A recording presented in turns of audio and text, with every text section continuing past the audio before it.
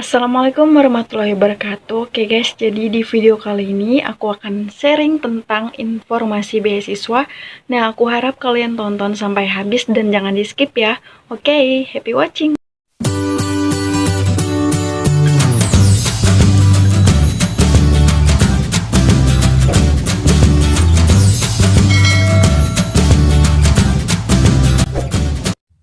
Oke guys, jadi di video kali ini aku akan bahas kupas tuntas tentang beasiswa LPDP. Nah, sekarang kita langsung aja masuk ke link untuk daftarnya. Dan di sini aku akan bahas apa aja yang harus disubmit dan apa aja persyaratannya dan apa sih dari bentuk persyaratan-persyaratan tersebut. Oke, langsung aja kita bahas. Sebelumnya, jangan lupa like, comment, and subscribe. Dan jangan lupa share jika ini bermanfaat. Tekan tombol loncengnya supaya kalian mendapatkan notifikasi tentang beasiswa lainnya ya. Dan komen jika kalian ingin bertanya apapun. Selagi aku bisa jawab, aku akan bantu. Oke, langsung aja kita masuk ke beasiswa yang paling bergengsi di Indonesia. Beasiswa itu adalah beasiswa LPDP. Pertama, kita akan bahas tentang beasiswa reguler 2023. Beasiswa reguler adalah beasiswa jenjang magister dan doktor yang diperuntukkan bagi warga negara Republik Indonesia melalui mekanisme dan prosedur yang ditetapkan oleh LPDP. Seperti apa skema beasiswa reguler? Mari kita simak bersama-sama. Dan itu pertama diberikan kepada magister program 1 gelar atau single degree, joint degree, atau 2 gelar atau double degree dengan durasi pendanaan studi paling lama 24 bulan atau 2 tahun.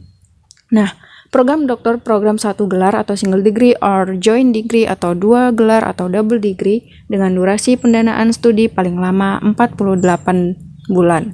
Dan ketentuan tentang program double degree atau joint degree diatur tersendiri dalam buku panduan program double degree atau joint degree tahun 2023. Nanti akan aku kasih linknya lengkap di description box. Nah, uniknya di pendaftar beasiswa reguler yang telah mempunyai dan mengunggah LOA unconditional. Jadi LOA itu adalah Letter of Acceptance, itu dari kampus yang ingin kalian apply dan ingin kalian tuju gitu. Kalau unconditional artinya tidak bersyarat, dan conditional tuh bersyarat, artinya kalian masih ada yang kurang, misal aja TOEFL or surat rekomendasi. Dan wajib memilih satu perguruan tinggi tujuan dalam ataupun luar negeri dengan LOA unconditional tersebut dan masuk daftar perguruan tinggi LPDP. Jadi kalian bisa cek dulu list negara-negara dan universitas yang ada sebagai tujuan beasiswa LPDP ini. Selanjutnya, pendaftar beasiswa reguler yang belum memiliki LOA unconditional wajib memilih 3 perguruan tinggi tujuan dalam negeri ataupun luar negeri yang ada dalam daftar perguruan tinggi LPDP dengan program studi yang sama, sejenis, atau serumpun. Dan pendaftar beasiswa reguler dapat memilih perguruan tinggi tujuan dan atau program studi atau subjek di luar daftar perguruan tinggi tujuan LPDP dengan ketentuan hanya dapat memilih satu perguruan tinggi tujuan, wajib menggunakan LOA unconditional dan bukti pendukung yang menunjukkan bahwa perguruan tinggi tujuan memenuhi kriteria sebagai berikut. Yang pertama, unggulan terbaik berdasarkan lembaga atau instansi profesi keahlian dan penilaian lembaga independen pemeringkat dunia yang kredibel dan memiliki reputasi yang baik. Apa aja sih komponen biaya yang diberikan? Jadi beasiswa bergengsi ini banyak banget komponen biayanya dan fully, artinya ditanggung semua. Yang pertama itu mencakup dana pendidikan, baik pendaftaran, SPP, or tuition fee atau uang kuliah tunggal, dana tunjangan buku, peneliti tesis atau disertasi, dana seminar internasional, dana publikasi jurnal internasional. Dan ada pun dana pendukungnya seperti transportasi, visa, asuransi kesehatan, kedatangan, hidup bulanan, lomba internasional, tunjangan keluarga ini khusus doktor atau S3, dan dana keadaan darurat jika diperlukan. Apa aja sih persyaratan umumnya? Jadi ada persyaratan umum dan khusus. Kita akan bahas tentang persyaratan umumnya terlebih dahulu. Yang untuk reguler adalah WNI, telah menyelesaikan studi program diploma D4 atau sarjana S1 untuk beasiswa magister, dan untuk S2 untuk S3 telah menyelesaikan program magister atau diploma 4 sarjana S1 langsung doktor. Dan bagi pendaftar dari diploma 4 atau sarjana S1 langsung doktor wajib memenuhi ketentuan sebagai berikut. Memiliki LOA unconditional dari perguruan tinggi tujuan dan memenuhi seluruh kriteria sebagai pendaftar program beasiswa doktor S3. Pendaftar yang telah menyelesaikan studi magister S2 tidak diizinkan mendaftar pada program beasiswa magister dan pendaftar yang telah menyelesaikan studi doktor atau S3 tidak diizinkan mendaftar pada program beasiswa doktor. Bagi pendaftar lulusan perguruan tinggi luar negeri pada jenjang pendidikan sebelumnya wajib melampirkan hasil penyetaraan ijazah. Kalian bisa klik nanti di link yang akan aku kasih juga, dan tangkapan layar ajuan penyetaraan ijazah dan konversi IPK pada laman Kementerian Pendidikan, Kebudayaan, Riset, dan Teknologi mengenai penyetaraan ijazah dan konversi IPK bagi pendaftar yang penyetaraan ijazah atau konversi IPK-nya belum terbit. Tidak sedang menempuh studi atau ongoing program magister ataupun doktor baik di perguruan tinggi dalam negeri maupun luar negeri. Tidak sedang mendaftar akan menerima atau menerima beasiswa dari sumber lain yang berpotensi double funding selama menjadi penerima beasiswa LPDP. Dan pendaftar yang melampirkan LOA unconditional dengan waktu memulai studi yang tidak sesuai dengan ketentuan LPDP, maka wajib melampirkan surat keterangan penundaan jadwal perkuliahan program studi atau defer dari perguruan tinggi yang diunggah bersamaan dengan LOA unconditional. Melampirkan surat rekomendasi sesuai dengan persyaratan masing-masing program. Dan bagi pendaftar berstatus PNS dan CPNS di semua program beasiswa LPDP, wajib melampirkan surat usulan sekurang-kurangnya dari pejabat setingkat eselon 2 yang membidangi pembinaan atau pengembangan SDM pada kementerian atau lembaga atau pemerintah daerah untuk mengikuti program beasiswa LPDP ini. Dan bagi pendaftar berstatus prajurit TNI di semua program beasiswa LPDP wajib melampirkan surat usulan sekurang-kurangnya pejabat yang membidangi pembinaan SDM pada Mabes TNI, TNI AD, AL, ataupun AU untuk mengikuti program LPDP. Dan bagi pendaftar berstatus anggota Polri juga sama dan memiliki perguruan tinggi tujuan dan program studi sesuai dengan ketentuan LPDP. Memiliki indeks prestasi kumulatif dan penyetaraan bahasa sesuai dengan ketentuan yang ditetapkan pada masing-masing program beasiswa. Beasiswa hanya diperuntukkan untuk kelas reguler atau kelas yang ditetapkan oleh LPDP dan tidak diperuntukkan untuk kelas-kelas seperti eksekutif, khusus karyawan jarak jauh, dan lain-lain.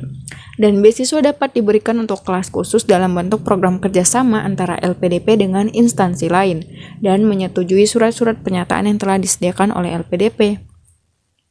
Menulis profil diri termasuk riwayat pendidikan yang tidak diselesaikan pada aplikasi pendaftaran, menulis komitmen kembali ke Indonesia, rencana pasca studi, dan rencana kontribusi di Indonesia.